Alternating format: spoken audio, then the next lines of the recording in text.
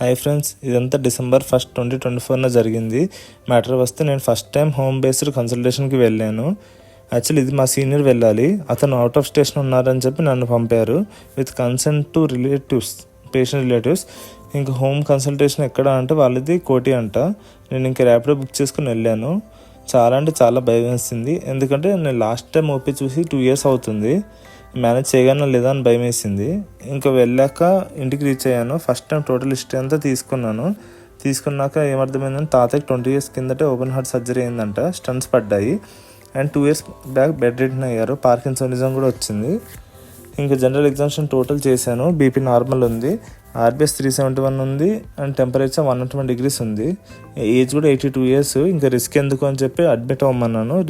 ఇంకా రిటర్న్ వెళ్తున్నప్పుడు డ్రాప్ చేస్తాను అన్నారు. సరే అయితే ఉస్మానియా మెడికల్ కాలేజ్ డ్రాప్ చేయండి, నేను మెట్రో మీద వెళ్ళిపోతాను అన్నాను. యాక్చువల్ అతను ఏమన్నారంటే మీకు నారాయణగూడ దగ్గర నారాయణగూడ డ్రాప్ చేశారు. ఇంకో మెట్రో మీద వెళ్తున్నప్పుడు చాలా ప్రౌడ్ ఫీలింగ్ వచ్చింది. అంటే 2 years తర్వాత కూడా చాలా బాగానే మేనేజ్ చేశాను. ఎంతైనా మన మెడికోస్కి డాక్టర్స్కి పేషెంట్ ట్రీట్ అవుతున్నప్పుడే చాలా ఆనందంగా అనిపిస్తుంది. నాకు ఇవాళ అదే అనిపించింది. ఎన్ని బుక్స్ చదివినా రాని ఆనందం ఈరోజు వచ్చింది. ఇంకా అదే ఆనందంలో తడుచుకుంటూ ఇంటికి వచ్చేసాను. ఇంకా అంతే friends, bye friends, take care.